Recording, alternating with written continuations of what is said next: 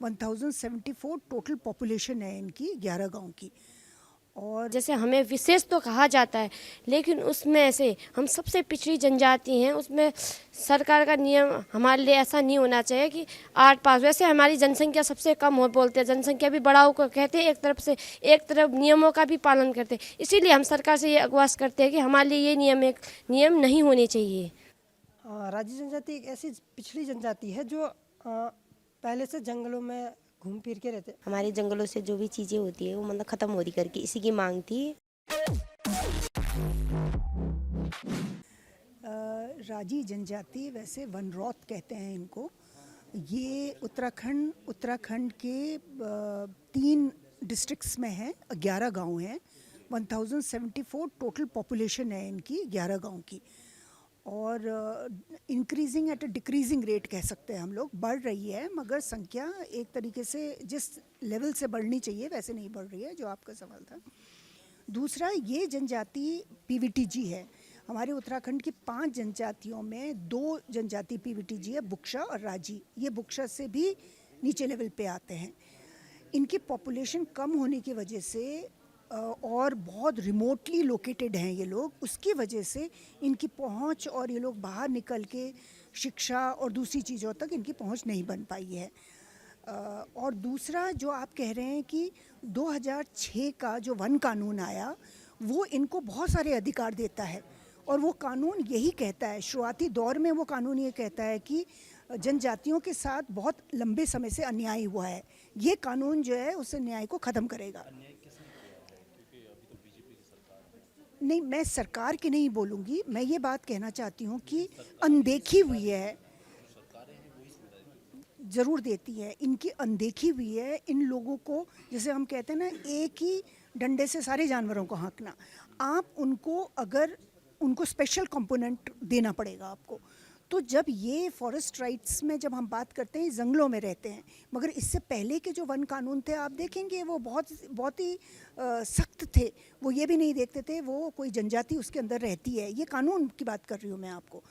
इस कानून ने ये बोला कि जो जनजातियाँ जंगलों में रहती हैं, निवास करती हैं और वहीं से उनकी आजीविका है और उसी के ऊपर डिपेंडेंट है, तो वो ये 2006 का जो फॉरेस्ट राइट एक्ट है उनके लिए आया।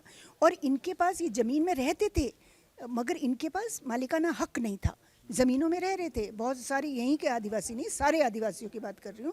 तो इस कानून ने बोला इनको व्यक्तिगत दावे यानी कि इंडिविजुअल फॉरेस्ट राइट, उस कानून बोलता है वो इनको मिलेगा। अब आप फॉरेस्ट में रह रहे हैं तो नेचुरली आपको आपका पक्का मालिकाना हक नहीं मिलेगा, क्योंकि रेवेन्यू में ही मिलता है वो।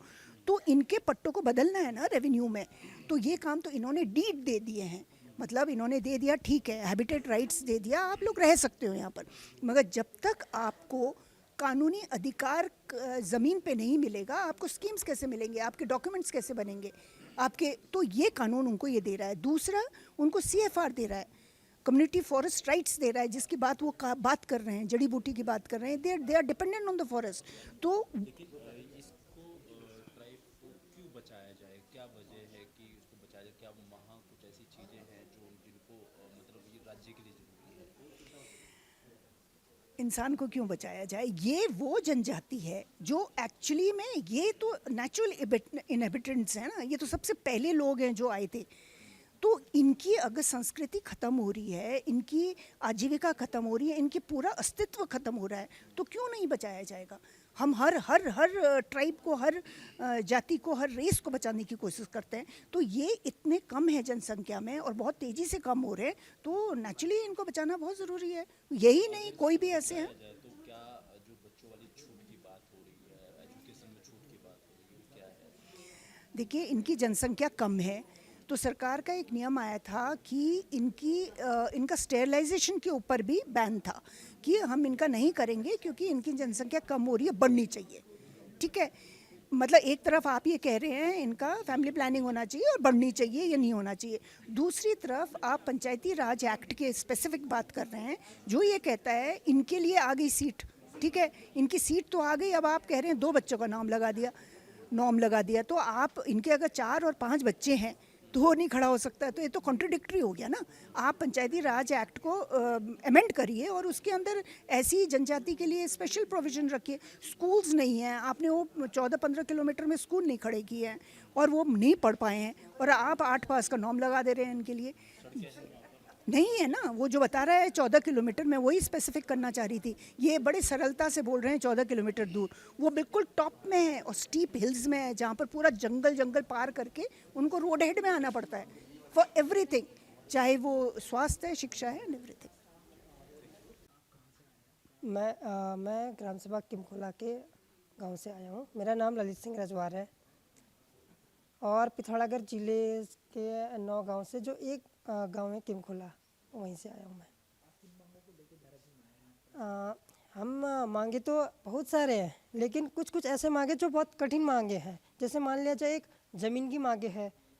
जो FRA कानून 2006 का आया था, उसमें स्पष्ट रूप में से ये लिखा था, 3-4 के कानून में ये लिखा था, जो 6 के कानून से पहले 3-4 के कानून में ये लिखा गया था कि जो आदिवासी लोग जंगल में रहते हैं पहले से, उन लोगों को भूमि में मालिकाना हक दिया जाएगा। लेकिन अभी तक हमारे यहाँ ये सब नहीं दिया गया है और हमारी ख्वाहिश भी ये है कि हमें मिल जाए। उससे हमारा जो दस्तावेजीकरण है, जैसे आधार कार्ड, जाति स्थायी, बच्चों के जन्म प्रमाण पत्र, इस टाइप के दस्तावेज बनने में उसमें बहुत दिक्कत है। हम कहीं CSC सेंटर में जाते हैं बनाने के लिए, तो हमसे बोलते हैं आप लोग पहले खाता खतौनी लाओ, लेकिन हमारे पास वो है ही नहीं, तो हम कहाँ से लाएंगे। वो है हमारी चुनौती।